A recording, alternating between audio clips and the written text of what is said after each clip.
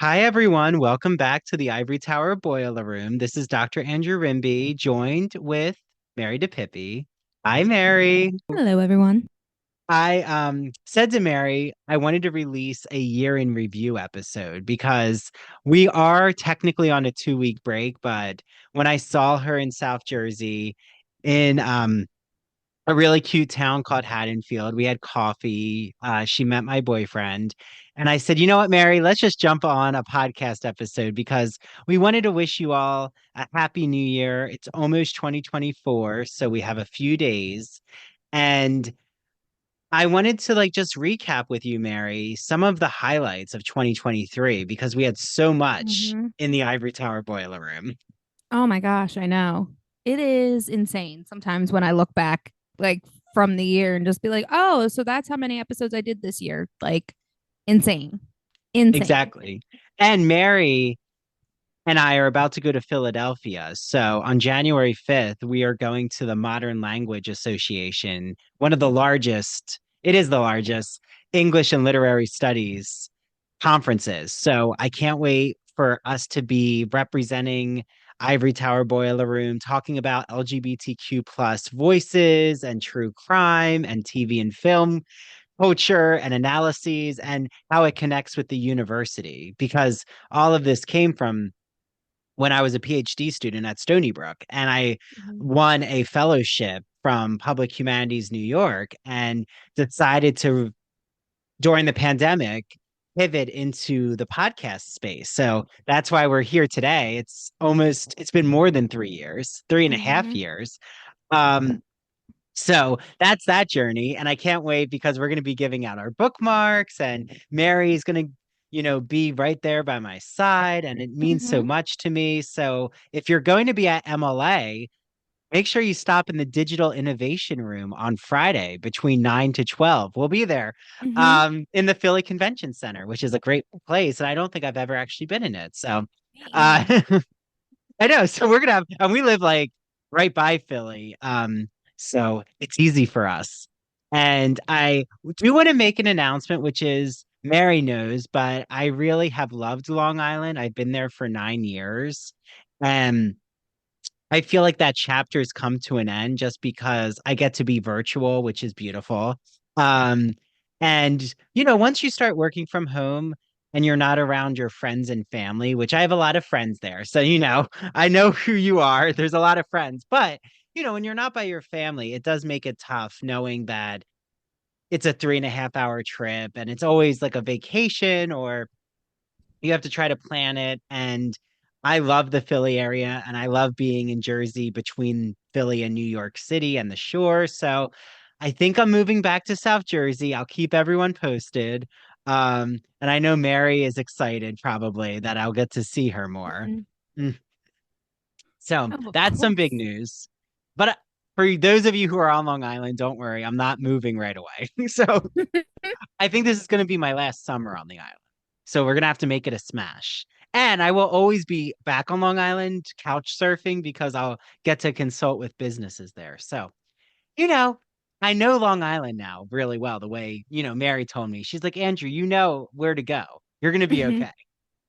Um, so I think what I want to talk about first, Mary, is you had some really exciting episodes Mhm. about well, I mean, you had really intense episodes as you do in true crime and academia. Oh, of course. Yeah, but I know you had a few that were multiple parts. So you had the Virginia Tech shooting, which was really Yes, which is so insightful. unfortunately, yeah, still so timely in this country, I feel like everyone said when Columbine happened like we weren't going to do this again, and then Virginia Tech happened and Sandy Hook, and I'm sure I'm missing, a bunch in between, but it's, unfortunately it is still a very relevant topic and a relevant and occurring problem still in this country. And we're basically like the only country with this, like the problem to this severity. And, it's just frustrating because lawmakers on both sides are refusing to really do what they need to do on their end as far as gun laws and mental health are concerned. So, Yeah. Yeah, no, that was an episode that I had done on the blog back when this was a blog. And I had been holding it and holding it and holding it. And when we aired it a few months ago, it just was the right time. So, yeah. And it's very timely, like you said, unfortunately, but um there are issues in this country that everyone keeps yelling fire in a crowded room, and Mhm. those who are in power and privilege and position to do change and advocacy are bought out by companies that are supporting this infrastructure. And Mhm. it's just like the student debt crisis. It's just like Mhm. housing crisis and inflation and big money in politics and us not having candidates we want. I mean, if we I could know. just, The list goes on and on and on and on. I know, and everyone knows the problems, and the majority of Americans all agree on solutions, but yet There's no it's one not in, yeah. beneficial to those in power. Mhm. Mm. Because they're extra So money that they shouldn't be making wouldn't be funneling in their pockets if they weren't. It always mhm, comes down to money at the end. I mean, this is why they say money is the root of all evil, that's true. Well, even though it I'm so shouldn't be, but it's become that way. yeah, well, and I'm so glad that you did this episode, like the Thank you. series, but also, you know, you had on I think it was 2023. It might have been a little late earlier, which is okay, right? Everyone can search our catalog. But Dr. Lena Haji and Dr. John Delator. Yeah, I think that was March, April of this year, actually. Yeah, so this Yes. was this year. Hmm.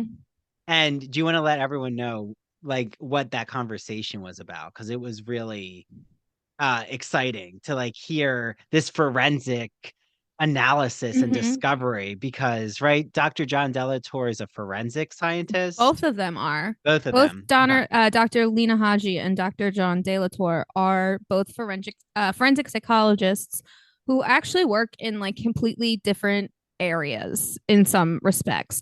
So Dr. Lena Haji is mainly in the prison system as a psychologist, psychiatrist. So she works with inmates who are already been prosecuted, whereas Dr. John Delator does more of guest spots on like court TV and things like that, where he will break down certain aspects of the evidence that's presented depending on what case they're talking about. And I think does more of like the pre-court Hmm. analysis. So that's one of the. I mean, again, I think both dabble in those same things, but it's just mainly that's what each of them do. And we basically got to talk about how forensic psychology works in the courtroom, how it works in the criminal justice system, but also in the ways that people don't realize. So, for example, like some people wouldn't think that a forensic psychologist would be what Dr. Lena Haji does, which is working in the prison system. I think a lot of people would just assume that that's a regular psychologist. I mean, that was my assumption Yeah. beforehand, just like with any doctor, like how they have a medical doctor and nursing staff on the payroll, obviously, in case anything goes wrong. But again, like you wouldn't call that a forensic doctor, because they work in Yes, a prison yes. system. Um, so yeah, so also we got to talk about um different ways that certain perpetrators, especially those of the sexual nature, how they have to, which is fascinating and disturbing and all of the things. So I'm just gonna put my blanket trigger warning out now. Because like I said, we do discuss what it's like for them to work with these people. And there is a clip that I think is circulating on my Instagram somewhere of Yes. Dr. John Delator talking about how you basically have to put yourself in their mindset because you're not going to get any information that's relevant to the case or relevant at all, period, unless you get them to trust you. So you can't just go in being like, well, you committed this horrific act. Like, it's terrible. You can't point out the fact that they're wrong. You have to get in line with their line of thinking and try Yes. to understand it from their point of view, which, as he said, can be a very like tricky thing, and it's not always comfortable, but it's what has to be done in order to get the information that's needed. So Exactly. Well, and just in case when you're watching this video, you're like seeing me turn around, I'm getting my phone because um I'm looking up on Spotify our catalog, and like not only did you have Dr. Lena Haji and Dr. John Delator. I always say mm-hmm. Delator, but tomato, tomato. That something that reminds me of that conversation was when you had Dr. Mack on. And if people Mm-hmm. haven't listened to Dr. Mack, the reason I'm bringing these specific guests on, Mary, is because it seems like you might have them back on again in 2024 for cult thinking or, Yes, there falling might we're into yeah, there is Scientology. something in the works. So Something in the works is happening. yeah. So like Dr. Mack, what was happening with her revealing the ivory tower? So Dr. Mack is a psychologist. I don't believe that she's a forensic psychologist. I think she's just a regular psychologist, psychiatrist. And which I'm not saying that interchangeably. I just don't remember if she's one or the other. Because psychiatrists prescribe medicine, psychologists can't. So there is a difference Yes. between those two. I just didn't want anyone out there thinking that I'm using them interchangeably. I just don't remember. Um, but she mostly discussed her trauma in academia and the struggles that it took for her to get her PhD in psychology, and just really looking at the fact that she's learning psychology while also like all of this other psychological trauma is going on around her. So I can't even imagine what that must be like, because yeah, I remember when I wanted to go for psychology and the first thing they said was don't try and diagnose yourself. Which is the Yes. hardest thing, and I can't even imagine like going through the things that she went through. Check out that episode so you can find out more. Um, And it's about but then also gaslighting learning at the same time. and gaslighting a system where, you're um just like what we're talking about, like everyone knows the root issues, but it's just the same old. And Mm-hmm. in her case, though, it leading to um, mental trauma and, even sexual Mm-hmm. abuse or, manipulation that happens with those who are doing ill with their Mm-hmm. power. And I mean, we could even bring it into today, today's conversation, which is Mm-hmm. I am now seeing so many calls from Taraji P. Henson, and this like goes back to Monique, the comedian, but Mm-hmm. like saying that, as Black women, they're not getting paid fairly. Mm-hmm. And somehow, um, them calling out Oprah Winfrey and Tyler Perry and like saying, the issue is when you think that there are those around you, which is why I think we take it to heart, Mary. Like, Mm-hmm. because I do have so many LGBTQ guests on, like, I feel Mm-hmm. it's my duty and responsibility to um, not have them be thrown to the wolves. So, like, if there's any critiques, they can come my way. I'm not Mm-hmm. going to, I want every guest here to be treated fairly and Yeah. in an equitable way, even if we don't agree with their opinions, which is like the Mm-hmm. whole purpose of the Ivory Tower Boiler Room. And, Right. what you're doing, shedding light on true crime, is we're not always going to agree with every talking point, but like Mm-hmm. that's the purpose of this type of debate and discussion. And you do it in a healthy way. And I'm looking back, our first episode in the new year of 2023 was with our friend Taylor Ferber from Cancel Me Baby. And it was about, um, being a sexy journalist, and you can hold both aspects of being sexy and being intelligent. And if Mm-hmm. no one's listened to that, it was such a great discussion about um being steamy and sexual and also being taken Exactly. seriously. And I feel like we're still kind of stuck in that loop of you can be sexy and intellectual, and you shouldn't feel that you need to sacrifice aspects of, you know, yourself and authenticity to appease corporate culture. So, Yeah. you know, Because also with corporate culture, you feel like your identity is being completely stripped in order to fit in to this little box that they want you to have, and you really don't get to pull out your personality. So, such a refreshing conversation to have. Exactly. So I just want to go through. I mean, I don't think we can hit every episode, but I'm just going to read some of the episodes from 2023. Mm-hmm. I'm going to try to get through as many as possible, but I know we might not necessarily remember every detailed conversation, but just like one sentence of to shout out the guests and maybe a takeaway we had from it. So, right, Mary, like if there's something from one of these ITBR episodes, feel free to shout it out. And the same thing for True Crime and Academia. But again, there was a lot that we did. So Mm-hmm. let's So see. This much. is this is like a game. Let's see how much we can do in 20 minutes. Okay. So we already talked about Taylor, check. Um, Lev Rosen, the young adult author, came on to talk about Lavender House. Love. Um, and it's called There's All This Queer History That Queer People Don't Know About. Unerasing Queer Noir Literary History. What I remember is how groundbreaking that novel is because it was one of his first adult novels, and Mm-hmm. he's known as a young adult novelist. And it really has this like um murder mystery a la Knives Out meets Clue meets a Hitchcockian whodunit. Mm-hmm. So that's what I remember. It's very, very in like his novel was just thrilling and that Mm-hmm. conversation. Um, okay. Kelly Ford, same kind of like what I love is when we do this year in review, Mary, we just are going to start to see these patterns of what's Mm-hmm. been happening in our own lives, like why we were so interested in these conversations.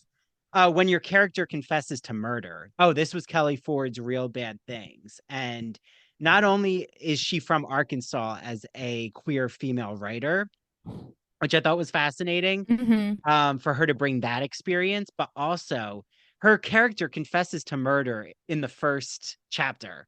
And that was just groundbreaking for me. I'm Mm-hmm. like there's no ifs, ands, or betweens about whether this person did it or not, but like what's gonna happen after someone already confessed to murder? Like, Yeah, I've always been fascinated by stories that put, and it sounds like it's not necessarily the cart before the horse necessarily, but it's that idea that this should be at the end. So it's almost like the viewer, we're so used to having something be explained to us from A to B to C all the way to Z.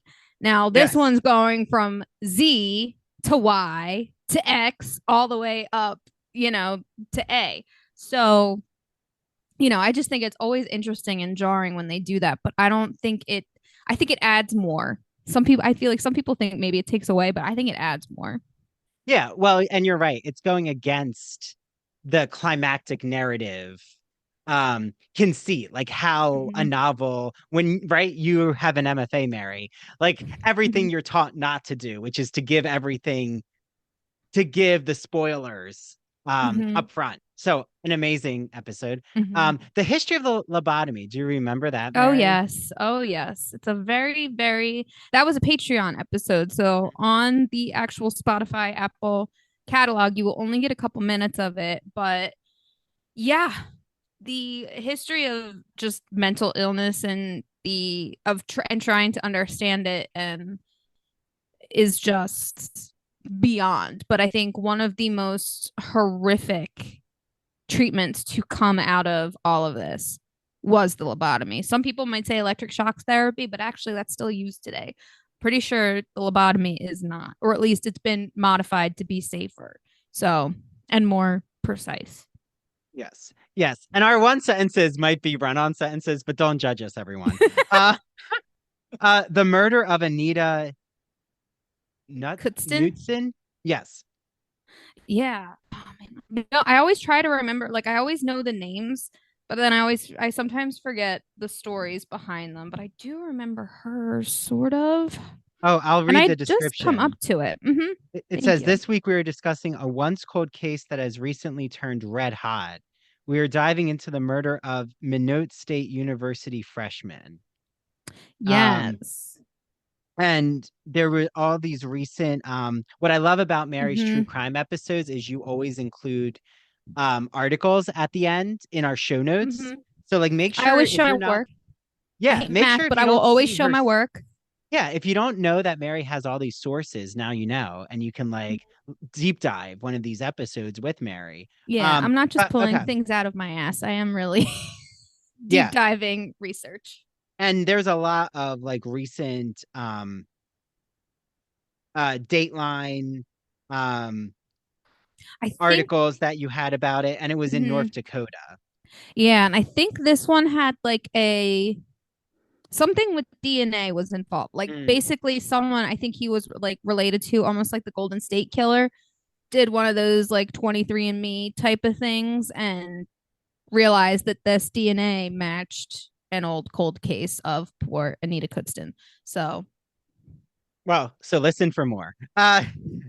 Rochelle Weinstein. Oh, I loved this conversation. First, she lives in Miami, which like as Mary knows, I haven't been to Miami yet, but um I want to go with my boyfriend, and I'm like, I could feel like that Real Housewives of Miami, just like yes, the way they do the aesthetic.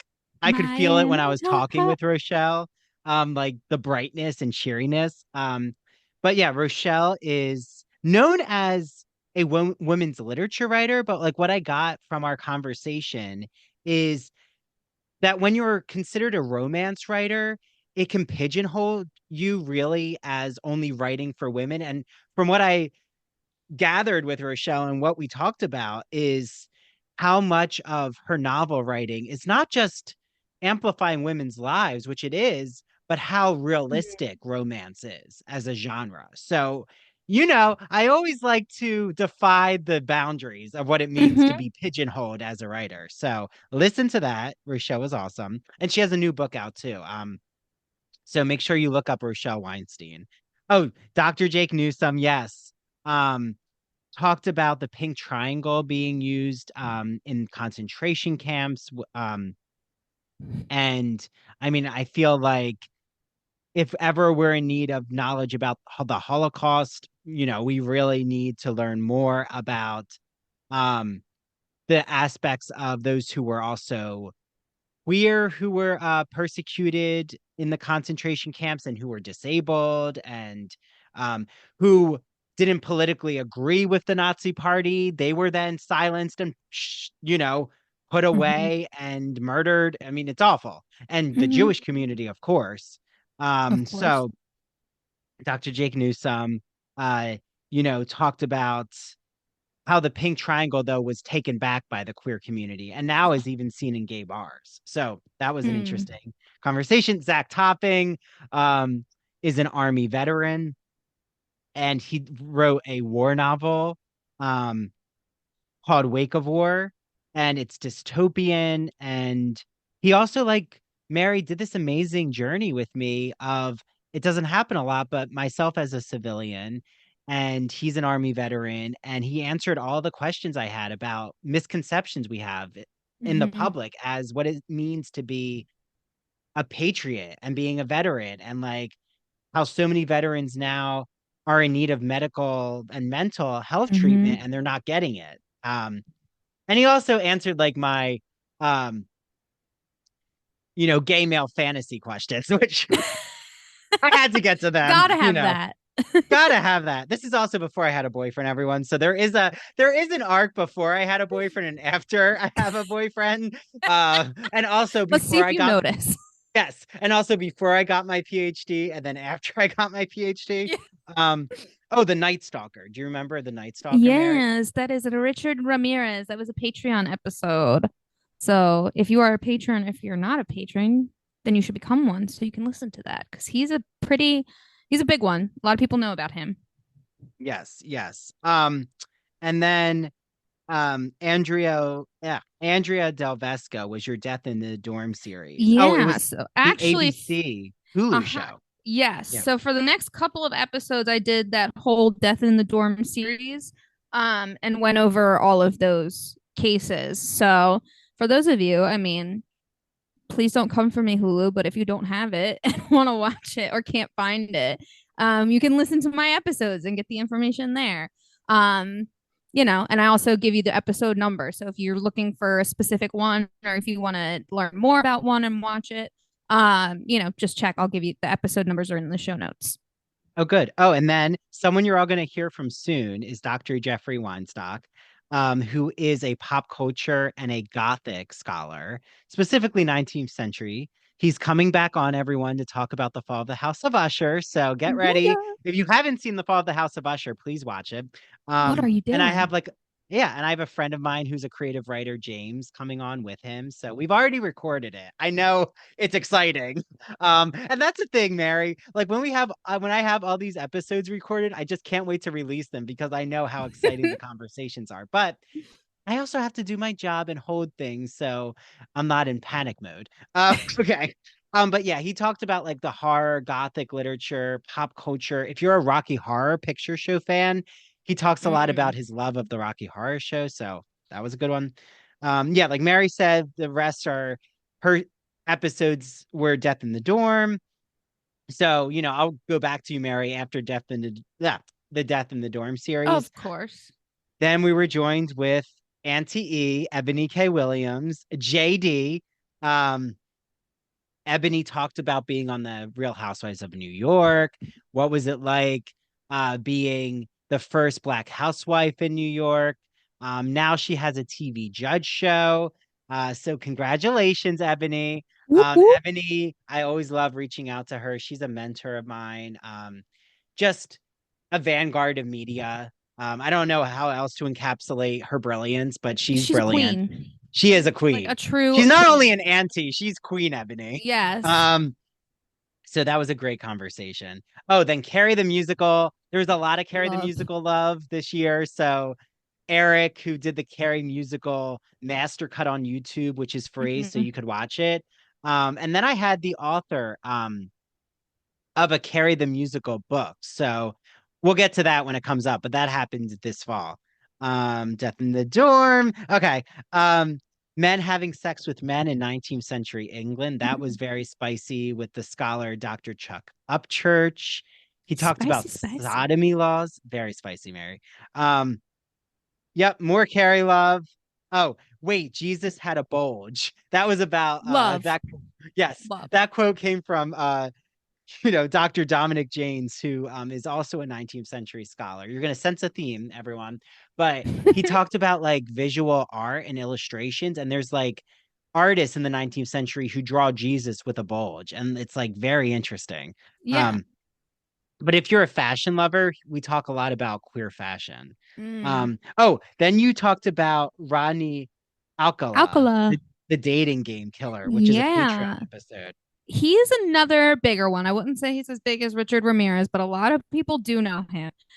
They give him the name the dating game killer because he was on the show The Dating Game. And he actually did win and was able to go on this date with the woman. For anyone who doesn't know the dating game, it's a woman and there are three dudes that are on the other side of this little wall, and she's got to ask them questions, and based off of that she picks who she wants to go on the date with. And he got picked, and she even said that after like the portion of the date that was filmed for the show was over, they were supposed to go on another like little like dinner, just the two of them or something. She refused because she got the heebie jeebies from this guy. And rightfully so, because even I think at that time he was killing people. So, you know, her intuition was right. Who knows if she would have been a victim after that? But, thankfully she made it out. Well, and then your next episode was with Bruce Goldfarb, the writer, Mm-hmm. chief medical examiner, former Assistant. executive Mm-hmm. assistant to the Yes. chief medical Mm-hmm. examiner of Maryland. And I know you always recommend his book to me. It's 18 Tiny Deaths, right, Mary? Yes. And then for this one, we actually interviewed him for his book about um called ON or OCME, Life in America's Top Forensic Medical Center, because it's about his experience having worked in the medical examiner's office, being like Andrew said, the executive assistant, meaning the highest up assistant to the medical examiner. He talks about a lot of his experiences working there, not only just running the oh my gosh, the name just went out of my head, but it's the exhibit that the 18 Tiny Deaths is Mm. you know, held, and he runs that, or did run that, essentially, like tours and maintenance and things like that. But then Mm, also in like during the times of the pandemic when there were certain issues, like I forget which one specifically, I don't think it was George Floyd. There was another murder though that he specifically talks about in the protests that were happening out front of the medical examiner's office. And really just being that person who's like, look, I just work, like literally, he's like, for him, that was the definition of, look, I just work here. But he mhm. really did care and wanted to help. So it's Yeah. very insightful, gives you, such an insight into how that works, and also some of the misconceptions. So, for example, one real quick that I'm going to mention in this long run on sentence that I have, is that, for example, you could, in the state of Maryland, you could go and pick a body. You don't have to be related to that person. If that's John Doe and no one's picking them up and it's not involved in a murder, you can just take them and, like strap it to the hood of your car or the top of your car and go off. And that's totally legal. So things like that get unearthed. And I think it's just a really interesting conversation that you all should listen to. Yeah. Well, I know I said we'd be quick, Mary, but is it okay if we keep going? Yeah, let's keep going. Okay. Okay. So everyone's getting a treat here. Because we're just gonna keep recapping these episodes. But the Bad Gays episode, Ben Miller, I met him at the Queer History Conference in San Francisco, and he talks about like who are like his top bad gays in history. So that was fun. Um, we got Dr. Lena Haji and Dr. John De La Torre. We already talked about Which we them. talked about. Yep. Dr. Vernon Rosario, he discussed um like the medical field and their approach to pathologizing homosexuality. That was a gay and lesbian review episode. We have another Death in the Dorm series. Karen Coonrod is a professor at Yale for theater. So if you're a theater lover, she talked all about like her directing approach, Shakespeare adaptations, and she put on this really amazing production in Italy of Merchant in is it the Merchant in Venice? The Yes. Merchant in Venice. Yeah. Um, or is it the Merchant of Venice? I always forget. In. In Venice. Okay, thank you. So yeah, she put that production right in Venice and in the shtetl, like where the Jewish community was. So that was Mm. really interesting when she described that process. Um, then we had Marianne Williamson on, who is still running as a candidate for president. So that was insightful and talk about holding people's feet to the fire. So that's what I'll say about that because you should listen to it. Um, Matt Baum came on, who runs this amazing YouTube channel all about queer TV and film. And he talked about, you know, why certain TV and shows really just captivate a queer audience. Like, why do we still return to Will and Grace, for example? Um, then you had the Iceman, Mm-hmm. Mary. Which is the story of Polish hitman for the Italian mafia, Richard Kuklinski. Okay. Again, if you're a Um, patron, you can listen to the whole thing for free. Or yes, not for you need free, to but you join our. pay us. So, Oh, yeah. and you can join our Patreon for 1 week for free as a trial. So make sure you do that. Um, then I had Jarrett on, who I actually, Mary and I met in main stage for summer theater camp. I was in production of Godspell and Smokey Joe's Cafe with Jarrett, directed by Renee Chambers Lisiaga, who's been on the podcast before too. Um, so he talked about like being a poet, and he like what I love is on his Instagram and TikTok, Mary, he'll like be in Philly and just like improvise a poem, and it's like on the I love streets of that. Philly and or on the bus. So he's an artist in motion. Love. Yep, Dr. Mark Stein, he talked about queer public history and like seeing what queer studies, how it's now gone through all these different iterations from the 90s to today. And then Dr. Ramsey Fawaz, who's a good friend of mine now, he also came on to discuss Barbie and the Mm-hmm. queer aspects of Barbie. But here he was talking about like why would the public care about queer and feminist studies?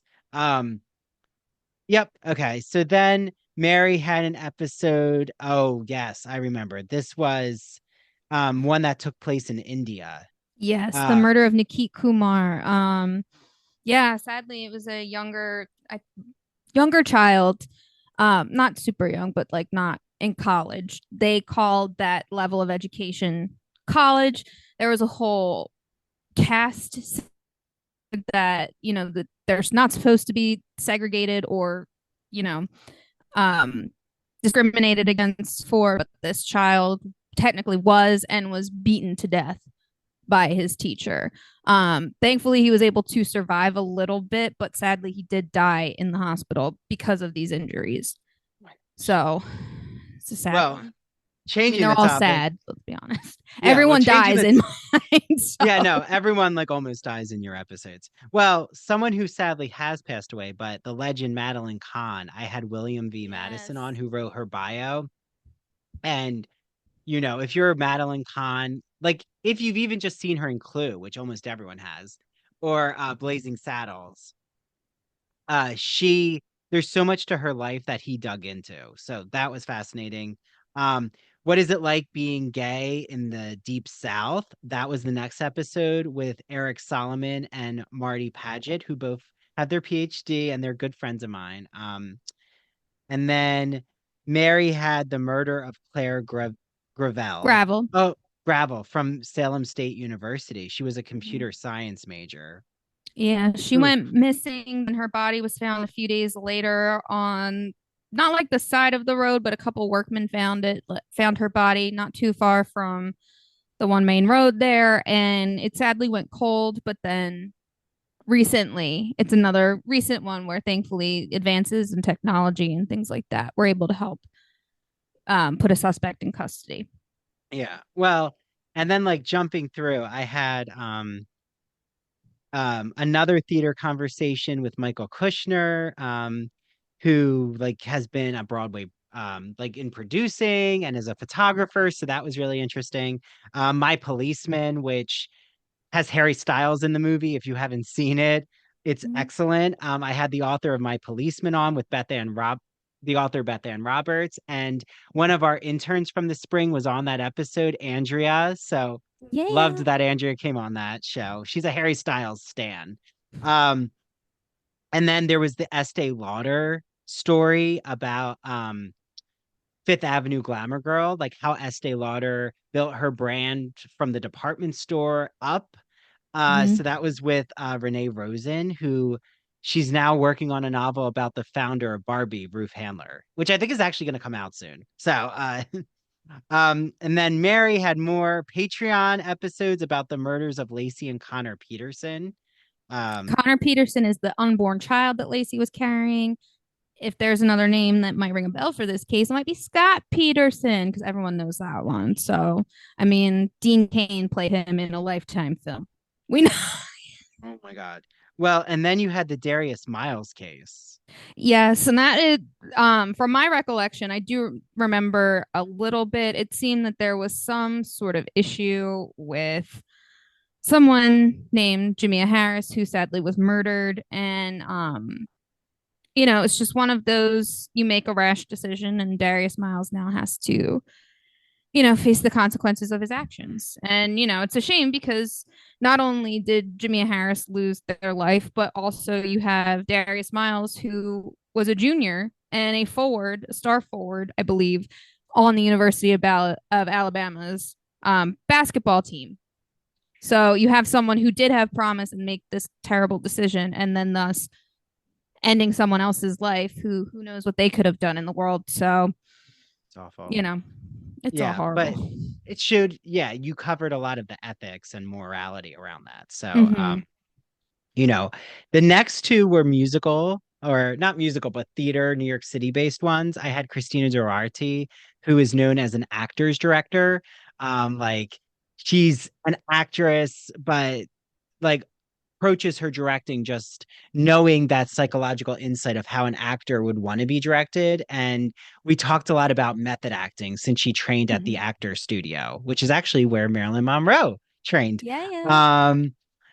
So then the next one was about um musicals and how they changed the world, which was fascinating. And David Armstrong was actually the director of Hairspray in Seattle when it premiered. So before it went to Broadway. And of course, I had to ask him all about Hairspray and my love of it. Then Mary had the case of Jean Isaac Stees, the killer professor. Yes. Yes. He savagely killed his pregnant wife because of a love triangle he was in. My memory serves me correct. It definitely seemed like he was one of those guys who found a new relationship and realized, well, I don't have to be married or have a kid. I can just do this. And then, you know. Well, and then very different than the killer professor. I had he's not a professor, but I'll call him a professor, Zachary Zane, of being a greedy male bisexual and owning it. And talking about orgies and like how he does all of this investigative journalism on the ground at these sex parties. So yeah, that Love. was talk about steamy. Then I talked about Whitman and queer studies, and that was because my article had just come out Mm-hmm. on Walt Whitman and queer theory, which you can read for free in my link tree. Okay, and that was with Jack Parlett, who wrote a book about Fire Island, and he is an academic who loves all things Whitman um, and cruising studies, and I've used him in my dissertation. So then I remember listening to Grooming in the Dance World, Mary's Dusty Mm-hmm. and Mitchell So this Button. That is was disturbing. still alleged. As far as I know, there like charges and like, there hasn't been a trial yet. But there are two people specifically in the dance world, Dusty and Michael Button. They're a married couple. Um, Michael was a dancer and turned choreographer, teacher, sort of a thing, and Dusty was a professional, like, and a principal dancer with one of like the best ballet companies in the world. And they are being charged with and being accused of grooming some of their students. So, you know, Mm. wonderful. Well, and Tchaikovsky, um, uh, wait, You no, no, mean no, no, no. Balanchine? Sorry, Balanchine. Why? I was like, wait, not Tchaikovsky. Sorry, Tchaikovsky. He composed the He composed Nutcracker the music. and the Balanchine Sleeping Beauty, choreographed. but sorry, not him. But yeah, Balanchine. Like also, there was this whole. I remember, um, podcast series that had come out like right when this episode of yours came out, Mary. It was called like Mm-hmm. Turning, a Mm-hmm. wall of mirrors. I'm pretty sure, and it was about like George Balanchine. Yeah. Yeah, he was Whew, a yeah. They he tried was a not to talk groomer. too much about it. I remember when I was studying that like him like dance and him specifically in college. But you could tell. You were like, this dude, he did great for the dance world, but he was a shitty human being. Not all artists are compassionate. No, Uh, they're not all artists are as great as the work that they create. yeah, there's a lot of horror stories from some of these Mm-hmm. artists. Okay, then oh yeah, sound writing. This was with doctors Tanya K. Rodriguez and Kyle Stedman, and it was part of Broadview Press, which I love when I have Broadview Press guests on. And they were like talking about how they use podcasts in the classroom. So that's something that I know Mary and I are going to be talking a lot about at the MLA conference. It's so interesting when you have your students start to create podcasts. Feminism in the 21st century. Wow, I remember I talked about Paris Hilton and like, do we consider her a feminist? That was with Dr. Alex Ketchum. And we would go through all the different waves of feminism, Mary. And does that still stand? Like, where is feminism Mm, now in 2023? And I think that's a very contested issue. So, yeah. yeah. And then we went for a summer break because I was getting my dissertation ready. Yeah. So I remember that time. And then I released my dissertation Mhm. presentation for you all to listen to. Mary came back on with the disappearance of Brandon Swanson. Do you remember that, Yes, Mary? he went missing the last day of classes in the winter, so like first semester. Um, he had called home to let them know that like basically from what I remember, he took a different way home than he should, but he normally would have. And it seemed like his car became stranded and he went to walk, I guess, to get help. And that was the last, no one has seen him since the phone disconnected when he was on with his parents. And I think the last thing he was heard was saying, it was like, oh shit. And then that was it. Oh He wow. hasn't been seen to this day. Oh my. That So is disturbing. Um, I was gonna say every time Mary, I know like, I'm you such a know, ray of I hear your sunshine. like, and I hear your episodes, and then I realize that this is not going to be uplifting, but it always teaches you a lesson, which I always like. What true crime is so good at doing is us learning about um the human psyche and trying to, you know, improve upon our justice system or mental Mm-hmm. health and, you know, being there for each other.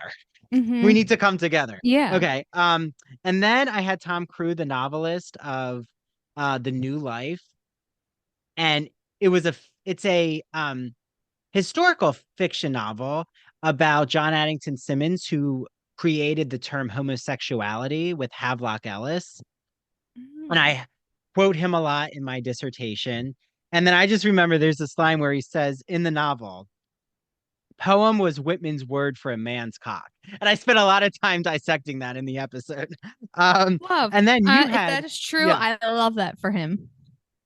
I well, love and that then for you, him. you had a good friend of ours, Christian Garcia, who we're going to see a Yes. lot on the podcast, um, Yes. talk about poisonous women. So you remember Mm-hmm. something from that episode, Mary? Yeah, we were drawing a lot of parallels from fairy tales and true life poisonings and how some of them inspired certain fairy tale stories. So that was really fun. Also, we discussed how mainly women are the one who would use poison. Not to say that that's the rule, Mm-hmm. but that is a very common thread amongst people who murder via poison versus murder via other methods. So, very great conversation. Oh, good. Yes. And also, like, you go through the Disney villains because Christian Mm-hmm. is like we are obsessed with Disney villains. Yes. And like you try to determine who was the most masterful poisoner. Mm-hmm. So then I had on this discussion about sports. This was in August, so like, we were on the beach and I'm excited to be back there on the beach.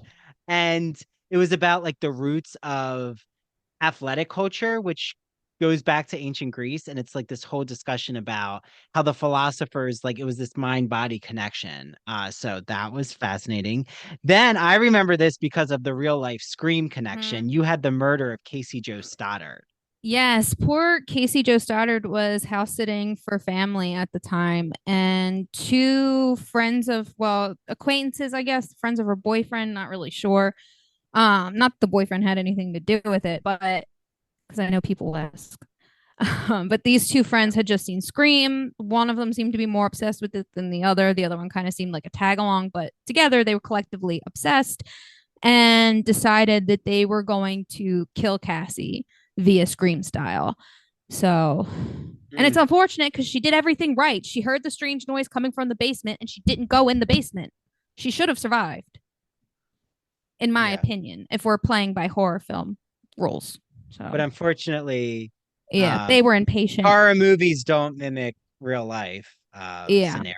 because Yeah. like I said, Even people though get they were impatient. trying, yeah, and they were trying to, yeah, it's very disturbing, but a must listen. If you want to know the, behind the scenes of how Scream, they were actually borrowing from Mm-hmm. um, a real Because this life was case. just after it came out too. Oh, so just after Scream came out, yeah, they were so inspired by the movie Scream that they were mimicking the narrative. Mm-hmm. They're trying to make art life. Yes. Oh, but we haven't gotten to this episode yet, but um we covered Scream. Like we actually watched the full movie in October, and I had on Lawrence, who's my boyfriend.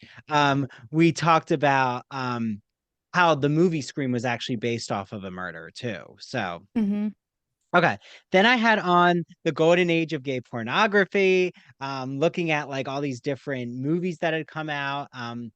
With He's just such a well-known scholar of queer male erotic cinema. His name is Dr. Thomas Woe, and that was amazing to talk about. And he actually was living in New York City getting his PhD when he was going to gay porn cinemas.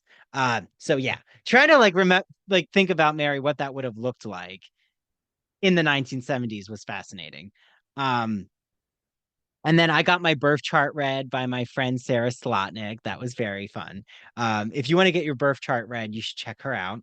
Um, Dr. Tim Dean came on to talk about, um, well, again, gay male porn. That was a theme in August. And I also had included them in my dissertation. But we talked about Treasure Island Media, which is like known for very hardcore gay pornography. So let's just say his book, Mary, was widely um, talked about, but also there was a lot of eyebrow raising going on when it came out. Because they're like men not having condoms, and you know, there was a lot of shame around the topic of his book. Um, then I talked about what happens after you get a PhD, which now I can say you become an entrepreneur and create, you have your own small business. So things do work for you. And then Mary talked about the disappearance of Paula Jean Weldon. Yeah. Oh, wait. I think and Mary's muted. So she is going to unmute herself. I don't even know how I did that. My mouse must have been hovering over the microphone for some reason. Oh, Um, poor Paula Jean Weldon, she went for a hike in Vermont near Bennington College, which is where she was going, and no one has seen her since. wow. Again, like a cold case. Yeah, and there's really barely any evidence to suggest if like she fell or anything. Like they haven't even found her body. So, just really sad. It's just wild, like how many of these people you cover that they've never been seen again. And you just wonder, like, where are they? Are they Mm-hmm. like, could they actually be still alive Yeah. and like living in an alias situation? Yeah. It's wild. Or like get Um, some sort of amnesia, don't remember who they are, have to build a whole new life for themselves and then have no idea that they were ever this other person. mm, I mean, it's rare, but that does happen. yeah. Then I had Joseph Federico come on for the first time and we discussed um his coming out journey. But then he came on in October recently and talked about American Horror Story Coven and like gay vampires. And he's a writer and he's so inspired by New Orleans. And like all these episodes, Mary, like if I've never been to the city, it makes me always want to go there. I'm like, I want to Mm-hmm. go to New Orleans.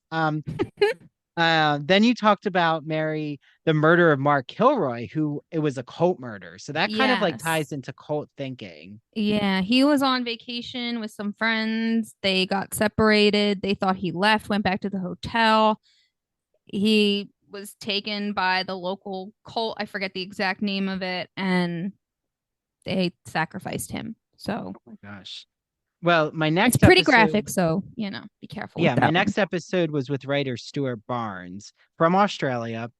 And like I really dug into, you know, have you ever thought to yourself, I think I could be a poet? And then like, how do you claim that you're a poet? Like just owning, oh, I am a poet. Like it is, you know, not an occupation that a lot of people Mm-hmm. uh claim and own. So that was such an exciting conversation. And how he also puts voice to animals or artificial intelligence in his poetry. Mm-hmm. I always like wonder how people, tap into animal thinking as Yeah. writers. Um, then I had one of my like Kane University professors come on, Dr. John Colin Gruser, who's also a Poe scholar, and he talked about what do you do with a PhD in English, and we just faced the reality of how there's like no positions opening up in academia and like how people are pivoting. And it's also creating a lot of new pathways. So it's not all doom and gloom, even though it feels very frightening. Um, my Hot Boy Summer, we don't really, you could listen to that, but I like recapped, going back to Fire Island and that was like a very interesting experience. But then my boyfriend met me there, and then, eventually Aww. I decided I would be monogamous and settle down. So then you talked about Patty Hearst. Yeah, that Yeah, kidnapping. that was a couple Wild. parter. Um, I'm sure most of you know, but Patty Hearst is the granddaughter of William Randolph Hearst, the huge newspaper mogul.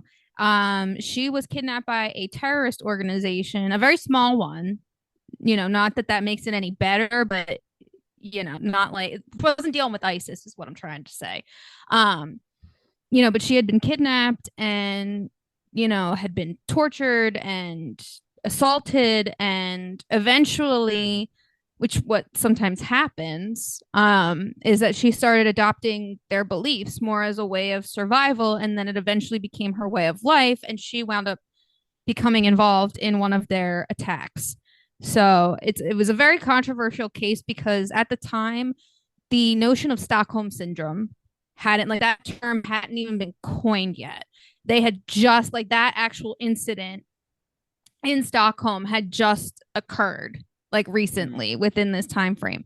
So, they weren't lenient with her. Instead, they charged her for all these crimes and she went to jail, even though technically, she had been brainwashed and forced into doing so. Mm.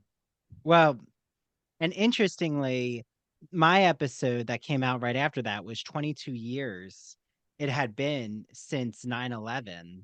And Mm-hmm. Rachel, you could tell, sadly lost her Mm-hmm. fiance in the World Trade Center. And she explained like the process of trauma, like how she's still working her way through it, and rebuilding herself. And like, what does it mean to be misunderstood? So that was Mm-hmm. fascinating. Um, Yep. And then you talked more about Patty Hearst. Then I talked about Hunks, Heartthrobs, and Desiring Men with Manuel Betancourt, who had come out with this book that I just love called The Male Gazed. And like, what does it mean to like not be like a man gazing at women, but a man gazing at other men? And like, what does that Mm-hmm. mean in all these different circumstances? So he's also a recovering academic who has a PhD. I was about to say a recovering alcoholic, and I'm like, no, that's not what I mean. Um, No. and then I was like, recovering academic, Andrew. Manuel, though, that was an amazing conversation. Then I had Eric Marcus on about, he's from Making Gay History, the podcast, and he talked about like LGBTQ civil rights.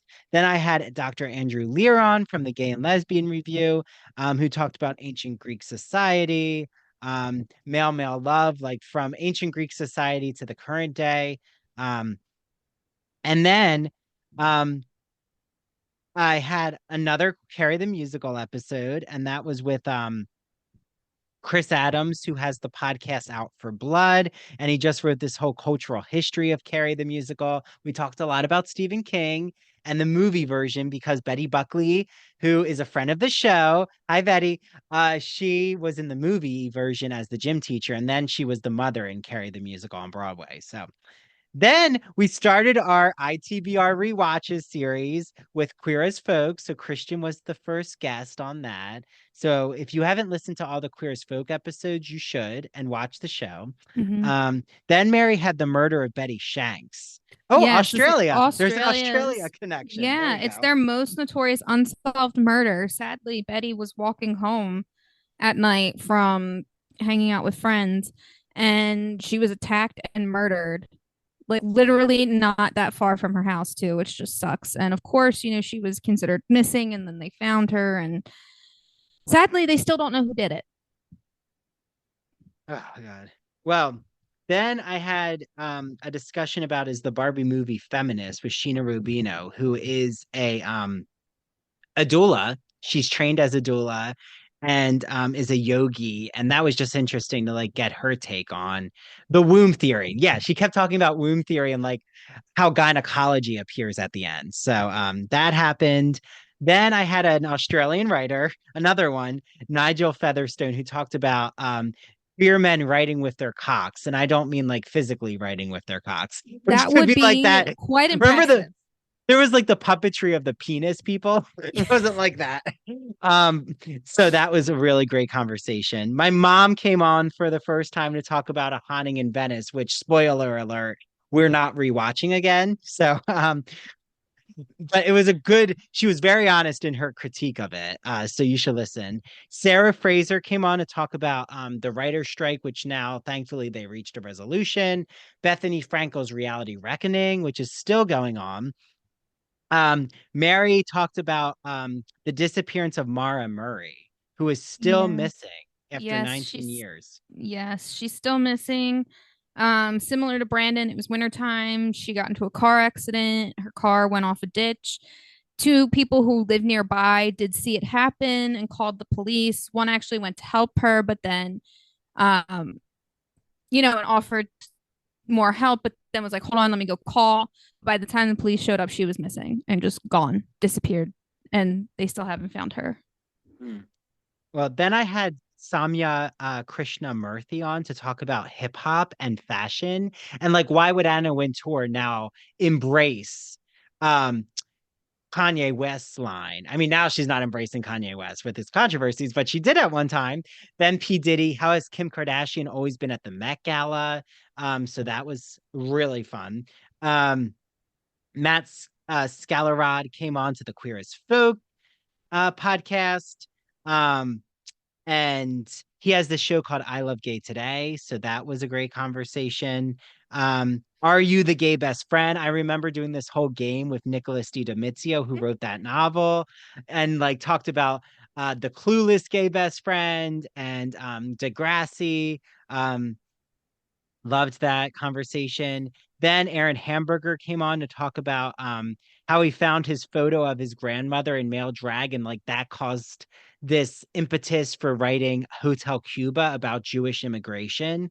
Um, and then I launched with, well, Christian launched because that's his show, the Smash Rewatch show, which Mary was a guest on. Mm-hmm. And it's all about them putting on the Marilyn Monroe musical. And then, Mary, you had an episode about the University of Texas Tower shooting. Yes, so that happened in 1966, and this is something that um happens, I feel like, very rarely in the true crime world, where unfortunately Charles Whitman, had the shooter, had a tumor in his brain, and where it was located, they have deduced that it was pushing on the part of your decision making and your impulsivity.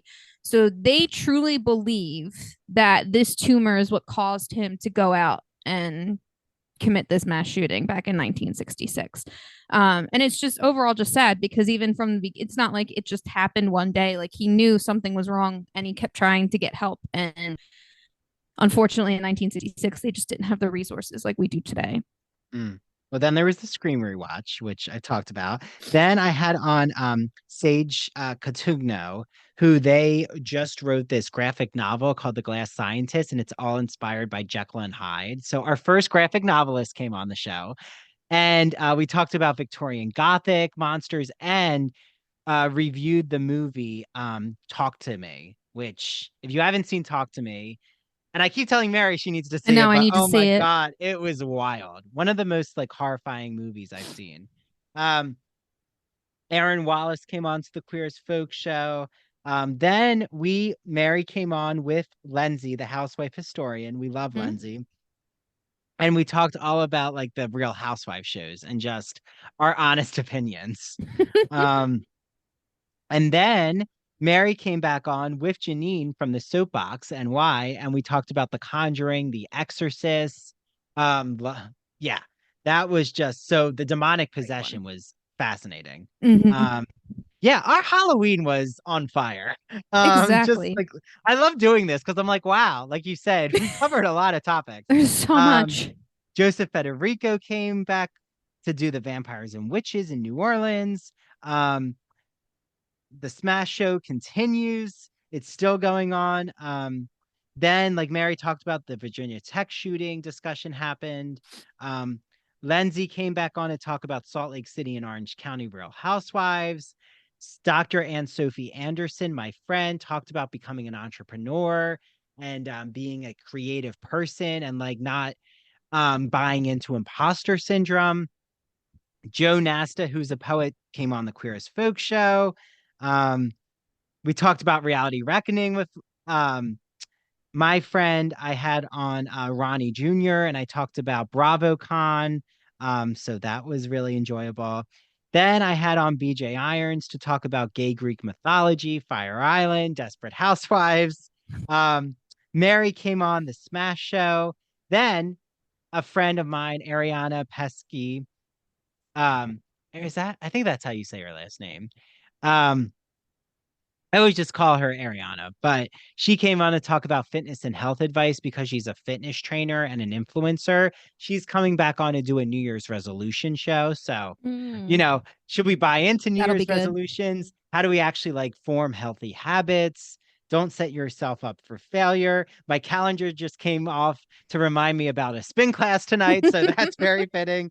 Um, then Dr. Shannon Dia came on to talk about gender and sexuality and being going beyond the binary. My parents came on during Thanksgiving to talk about Killers of the Flower Moon. Why are we not taught about Native American history and genocide? That was important. Elizabeth Winder came on to talk about the women behind the Rolling Stones. She wrote a book called Parachute Women.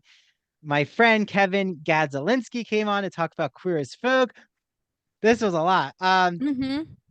Richard Schneider from the Gay and Lesbian Review talked about 30 years of the Gay and Lesbian Review and what they do with that magazine.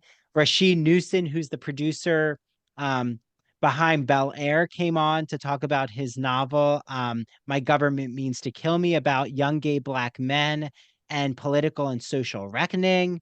Um, Scott Alexander Hess came on to talk about Queer as Folk.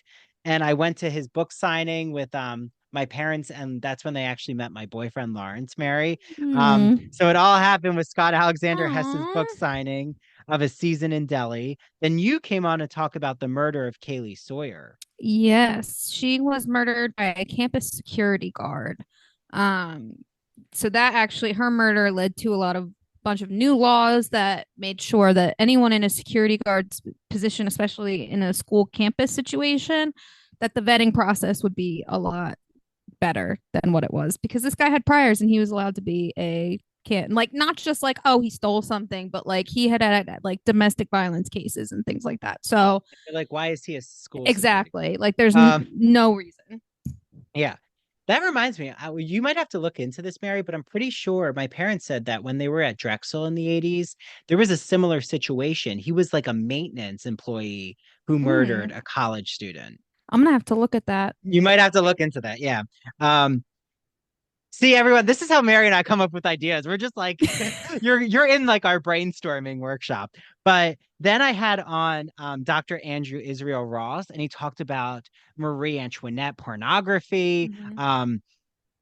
And all of like queer Paris. So if you are a Paris fan, a Parisian fan, he talked about like how they were having public sex in the gardens in Paris, which isn't happening now, but they were wild back then Good in for the them. French, revolution. Um then I had on Dr. Lindsay Tuggle, good mentor friend of mine about, you know, can you be a creative writer and an academic? And she says it's a hard balance, but it can work. So she gives a lot of advice. Elizabeth Winder came back to talk about Smash. She's going to come back on, everyone. Mary, then, her last episode before Hmm. the break was called La Preuve Murderer. What was Yeah, that, Le Mary? Prof. He was a Belgian serial killer and rapist, but he was also a professor, a man named Ronald Jansen. Um, so Mhm. yeah. Oh, gosh.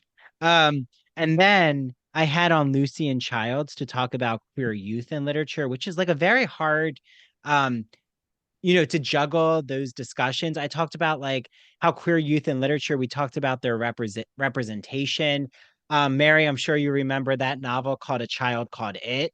Yes. Like she's not queer, but like just how Hmm. torturous that book is because it's based on the author's Hmm. real life story.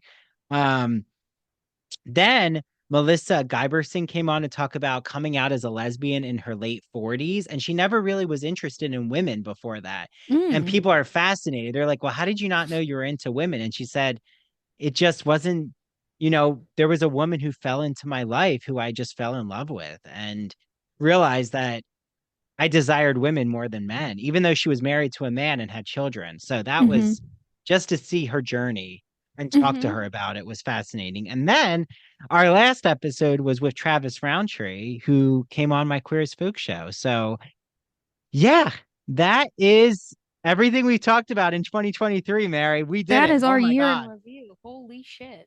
Jesus Christ. In a good way, I'm saying Jesus Christ. So, Mary, I can't wait for 2024. Happy and Yes. healthy holidays to everyone. Mary, Yes. thanks for doing this discussion. Thanks for Oh, of going over course. every Thanks for episode. having me. And I will see you in Philadelphia for the conference. Yeah. Bye, everyone. See Bye, you in everyone. 2024. Yeah.